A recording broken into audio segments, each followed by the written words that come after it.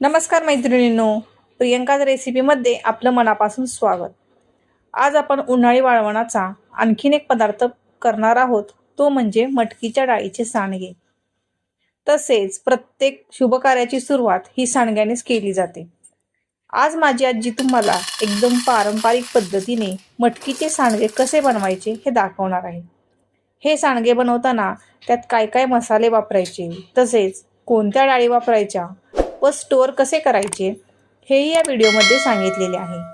चला तर मग वेळ न घालविता मटकीच्या डाळीच्या सांडग्याच्या रेसिपीला सुरुवात करूया. इथे सांडगे बनवण्यासाठी मी अर्धा किलो मटकीची डाळ घेतलेली आहे. डाळ ही सांडगे बनवण्यासाठी अशा प्रकारे बारीकच घ्यायची. जास्त मोठी डाळ सांडगे बनवण्यासाठी वापरायची नाही. तसेच बारीक डाळीचे सांडगे जर केले तर ते जास्त दिवस टिकतात. तुम्ही नुसत्या मटकीच्या डाळीचे सांडगेही बनवू शकता, पण मी इथे मटकीच्या डाळीमध्ये आणखीन काही डाळी घालणार आहेत. त्यामध्ये पाऊण वाटी हरभऱ्याची डाळ, अर्धी वाटी मुगाची डाळ, 2 ते 3 चमचे उडीद डाळ, तसेच 2 चमचे जिरे व 2 चमचे धने घेतलेले आहेत. ह्या सर्व डाळी मी वाळवून स्वच्छ पुसून घेतलेल्या आहेत. आता मी इथे एक ताट घेऊन ह्या सर्व डाळी मिक्स करून घेत आहे.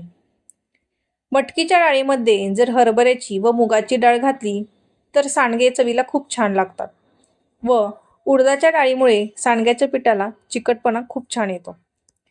ह्या सर्व डाळी व्यवस्थित मिक्स करून झालेल्या आहेत. आता सांडग्यासाठी ही डाळ तुम्ही मिक्सरवरही बारीक करून घेऊ शकता किंवा बाहेरच्या मोठ्या गिरणीमध्ये ही दळून आणू शकता. बघा, इथे मी ही डाळ अशा प्रकारे रवाळ दळून घेतलेली आहे.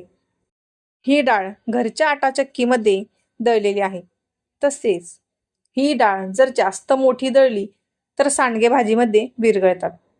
त्यामुळे सांडग्यासाठी डाळ ही अशा प्रकारे रवाळच दळून घ्यायची. आता इथे सांडग्याचं पीठ बनवण्यासाठी काय साहित्य लागतं ते पाहूया. सर्वात प्रथम मी भरपूर अशी बारीक चिरून कोथिंबीर घेतलेली आहे.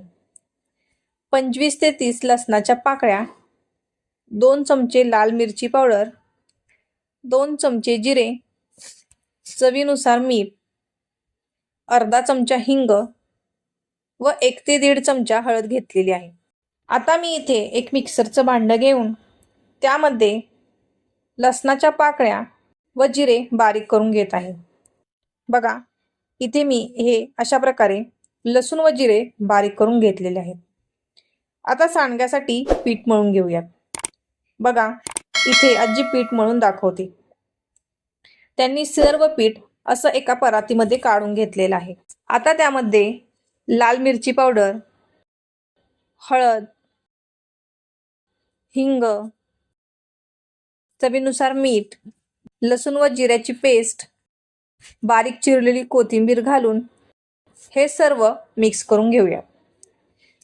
व्यवस्थित मिक्स करून झाल्यावर ह्यामध्ये थोडं थोडं पाणी घालून घ्यायचं व पीठ मळून घ्यायचं. आपल्याला हा भरडा लूजच मळून ठेवायचा आहे. हे पीठ जरा मोठं असतं त्यामुळे त्याला भिजायला पाणी लागतं, पण एकदम पाणी न घालता थोडं थोडं पाणी घालून ह्याचा गोळा अशा प्रकारे मळून घ्यायचा. अशा प्रकारे बघा, सांडग्याचं सैलसर पीठ मळून तयार झालेलं आहे. आता मी हे पीठ एका भांड्यामध्ये काढून घेत आहे व त्याच्यावर पाण्याचा अशा प्रकारे शिंतोडा देऊन 1 ते 1.5 तास झाकण ठेवून भिजत ठेवत आहे. पीठ अशा प्रकारे भिजत ठेवल्यामुळं ते छान फुगलं जातं. बघा, 1 ते 1.5 तास झालेला आहे. पाण्याचा शिंतोडा दिल्यामुळे पीठ इथं छान भिजलं गेलं आहे. आता याचे सांडगे सोडूया. त्यासाठी अशा प्रकारे पाण्याचा हात घ्यायचा व प्लास्टिकच्या कागदावर हे सांडगे अशा प्रकारे छोटे छोटे तोडून घ्यायचे. तुम्हाला जर प्लास्टिकच्या कागदावर सांडगे करायचे नसतील तर तुम्ही ते ताटामध्येही तोडू शकता. बघा, अशा रीतीने इथे सर्व सांडगे तोडून तयार झालेले आहेत. आता हे वाळवून घेऊया. 1 दिवस उन्हात वाळवायचे व नंतर घरामध्ये फॅन खाली जरी तुम्ही हे पसरून ठेवले तरी चालतात, पण जास्त वेळ उन्हात वाळवले तर त्याचा कलर चेंज होतो. आता 1 दिवस मी हे सांडगे कडकडीत उन्हामध्ये वाळवून घेतलेले आहेत. त्याचा आवाज बघा, एकदम छान वाळले गेले आहेत. तसेच सगळे सांडगे एकदम एकसारखे आलेले आहेत.